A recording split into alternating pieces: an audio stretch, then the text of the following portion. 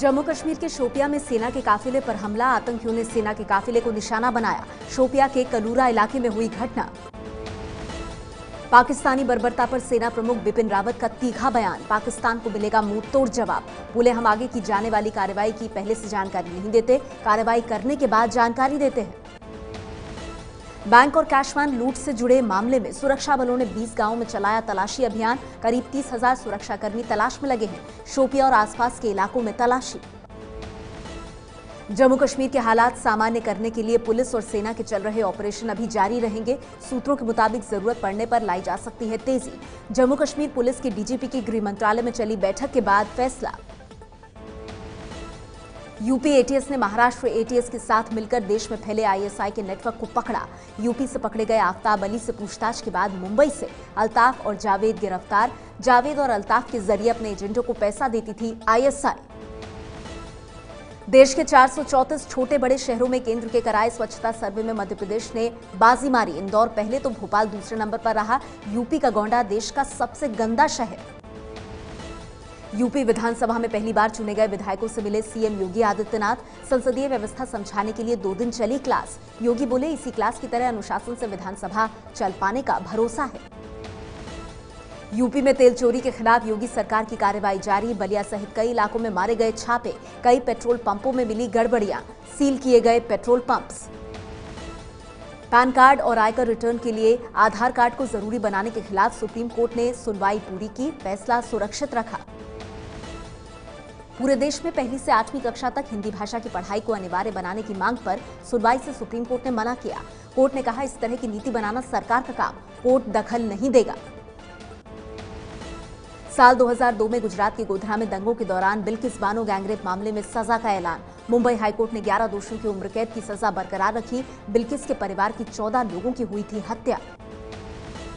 Rajasthan high court ने पशुओं की तस्करी और अवैध परिवहन रोकने के लिए सभी टोल नाकों पर स्कैनर लगाने के निर्देश दिए। गोरक्षा दल की तरफ से दायर जनहित याचिका पर सुनवाई के दौरान फैसला। बासमती चावल बेचने वाली कंपनी आरईआई के प्रमोटर संदीप और संजय झुंझुनवाला को सीबीआई ने गिरफ्तार किया। दोनों पर बैंकों से करीब 3,900 करोड़ की धोखाधड़ी का आरोप। पुणे में 20 दिन से बिखरा पड़ा है कचरा। स्थानीय नागरिकों के डंपिंग ग्राउंड के विरोध के चलते नहीं उठ पा रहा है कचरा। राजनीतिक पार्टियां आंदोलन पर उतरी। सवालों से घिरी बीजेपी। गोवा में खुले में शराब पीने पर लगी पाबंदी। नियम तोड़ने वालों को होगी जेल। चुनाव आयोग ने सभी मान्यता प्राप्त राष्ट्रीय और क्षेत्रीय पार्टियों को बैठक के लिए बुलाया। ईवीएम में गड़बड़ी के मुद्दे पर 12 मई को होगी बैठक। कांग्रेस महासचिव दिग्विजय सिंह के खिलाफ हैदराबाद में एफआईआर दर्ज। दिग्विजय ने ट्वीट कर तेलंगाना पुलिस पर फर्जी वेबसाइट बनाकर मुस्लिम युवकों को फंसाने का आरोप लगाया था। कर्नाटक के मुख्यमंत्री सिद्धारमैया और उनके 27 मंत्रियों के खिलाफ लोकायुक्त में शिकायत दर्ज। राज्य भर में पुलिस अधिकारियों के तबादले के सिलसिले में शिकायत। बीजेपी सांसद और राष्ट्रीय सचिव ज्योति धुर्वे का जाति प्रमाण पत्र रद्द। खत्म हो सकती है संसद सदस्यता। कोर्ट के आदेश से बनी छानबीन समिति ने धुर्वे के आदिवासी जाति प्रमाण पत्र को रद्द किया। कांग्रेस ने संगठन में किए कई बड़े बदलाव। 17 नए पदाधिकारियों में से 10 की उम्र 50 साल से कम। सुनील जाखड़ पंजाब और प्रीतम सिंह उत्तराखंड कांग्रेस अध्यक्ष बने। अविनाश पांडे को राजस्थान का प्रभारी बनाया गया। दिल्ली सरकार के स्वास्थ्य सचिव के दफ्तर पर सीबीआई छापेमारी। दिल्ली के पूर्व स्वास्थ्य सचिव तरुण सीम के मामले में छापेमारी। दिल्ली के स्वास्थ्य मंत्री सत्येंद्र जैन बोले, 1 साल से दबाव बनाने के लिए मार रहे हैं छापे। दिल्ली विकास प्राधिकरण यानी डीडीए दिल्ली में 12,000 नए घर देगी। 10,000 घर पहले से तैयार हैं। रोहिणी, नरेला, द्वारका, वसंत कुंज और जसोला इलाके में बनेंगे घर। ब्रिटेन में कसेगा दाऊद इब्राहिम की कंपनियों पर शिकंजा। ब्रिटेन और भारत के बीच गृह सचिव स्तर की बातचीत के बाद फैसला।